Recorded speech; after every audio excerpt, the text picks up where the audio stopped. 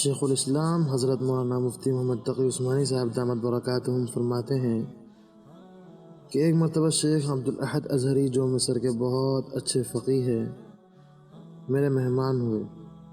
ایک مجلس میں آپ نے حاضرین کے سامنے بہت ہی عمدہ انداز میں تلاوت کی، پھر گفتگو کا دور شروع ہوا۔ بات نکلی کہ قرآن نازل ہوا عرب میں، پڑھا گیا مصر میں اور سمجھا گیا ہند میں۔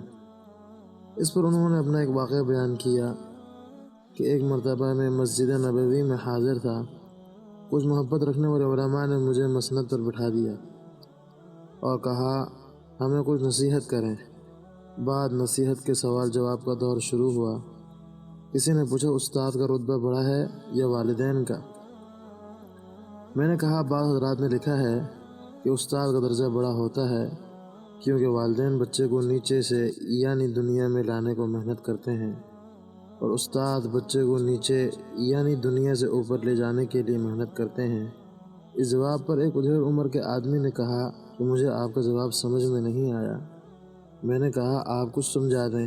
انہوں نے فرمایا صحابہ کے دور سے یہ ترتیب چلی آ رہی ہے، غالباً حضرت معاذ اور جناب نبی اکرم صلی اللہ علیہ وسلم کی ایک گفتگو کی طرف اشارہ فرمایا کہ پہلے کتاب اللہ پر، پھر سنت رسول صلی اللہ علیہ وسلم، پھر عمل صحابہ، پھر اخیر میں قیاس ہے، اور آپ نے پہلے ہی قیاس کو اٹھایا، حالانکہ والدین کا رتبہ منصوص علیہ ہے، اور آپ نے جو دلیل پیش کی ہے وہ قیاس ہے۔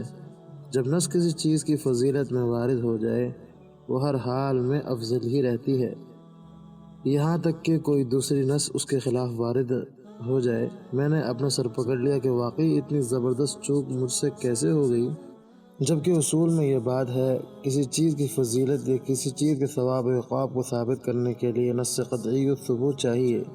یہ ایسی مضبوط سند المتصل جو کہ آپ صلی اللہ علیہ وسلم کے قول سے ثابت ہو کہ اس فضیلت یا ثواب و عقاب کے معاملے میں صریح ہو۔ میں نے کہا واقعی میں غلطی پر تھا، کچھ اور فرمائیں۔ کہا کہ ایک باندی تھی ابو لہب کی آزاد کردہ، جن کا نام تھا ثوبیہ، جنہوں نے چند روز آپ صلی اللہ علیہ وسلم کو اپنا دودھ پلایا تھا۔ ایک مرتبہ تشریف لائیں تو آپ نے اپنی دستار مبارک ان کے راستے میں بچھا دی۔ یہ درجہ دیا اس ذات کو جس نے چند روز دودھ پلایا، تو جنم دینے والی کا کیا حق ہوگا؟ اور دوسری طرف حضرت جبرائیل علیہ السلام جو من وجہ آپ کے استاد تھے، ان کی آمد پر اس قسم کی تکریم ثابت نہیں۔ میں نے کہا آپ کے جواب سے اطمینان ہوا، کلام الہی اور عمل نبی صلی اللہ علیہ وسلم کے بعد کسی چیز کی ضرورت نہیں۔ پھر وہ اٹھ کر چل دیے۔ میں نے کہا شاید کوئی فقیہ ہیں۔ اہل مجلس نے کہا کہ یہ ہندوستان کے ادارہ دارالعلوم دیوبند کے استاد الحدیث مفتی سعید احمد پالن پوری رحمۃ اللہ علیہ ہیں۔